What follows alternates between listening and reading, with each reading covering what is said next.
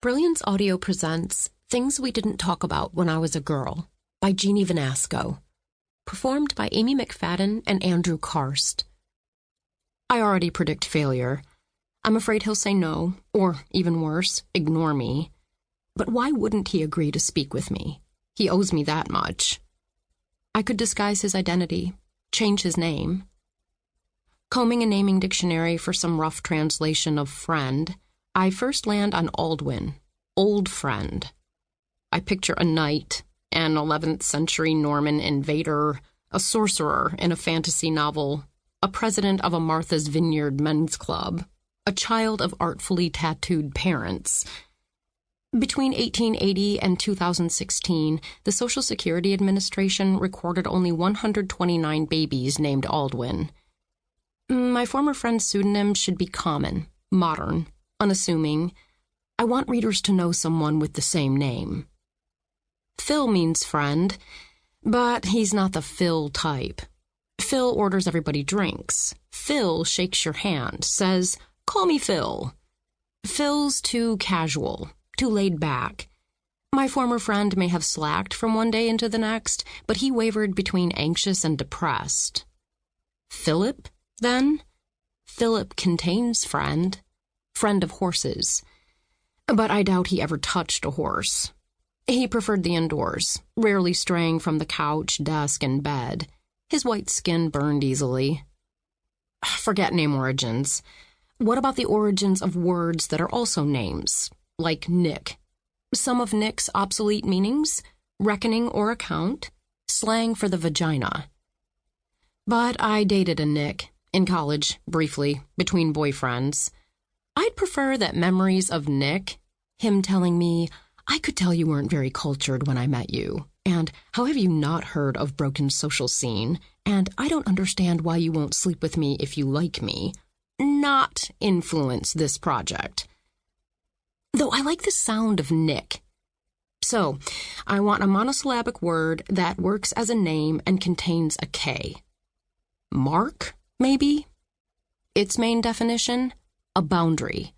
And that's what this is about. Boundaries. Perfect. Mark, then. Why should I protect Mark? I enter his work address and Google Street View. Instead of his pale yellow office building on an industrial one-way street, I aim my view at the clouds and telephone wires. The wires don't line up precisely. There are gaps of just sky. Gaps between communication. I should stop searching for metaphors. Mark and I stopped speaking to one another in college. He was in Ohio studying engineering. I was in Illinois majoring in journalism. He dropped out shortly after we last spoke, which is not to say I'm the reason, or that what happened between us is the reason. But I hope it's the reason. Or rather, what he did to me during winter break of our sophomore year is, I hope, the reason. I can't forget. I was passed out. Mark now manages a camera shop. I recently found an online forum where he answers questions about cameras. Someone asked if a blur in a photo can be good, and Mark replied, "If the intent is to give an abstract rendering for some artistic reason, then it's acceptable.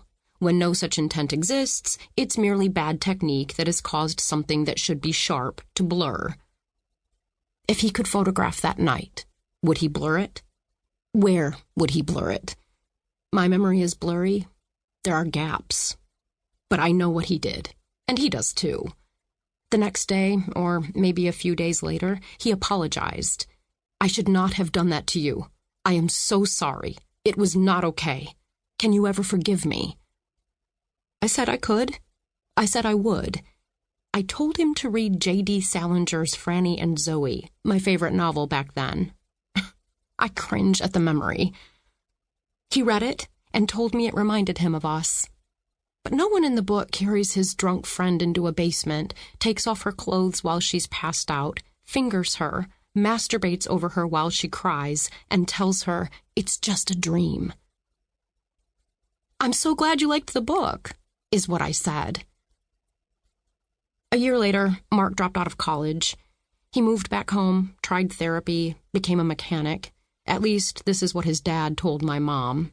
By then, our friendship had ended, though I doubt his parents and siblings knew why. Friends grow apart, is probably what they thought.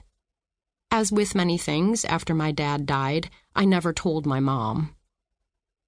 Mark, according to LinkedIn, returned to college, earned a bachelor's in interdisciplinary studies, and, several years later, a master's in civil engineering.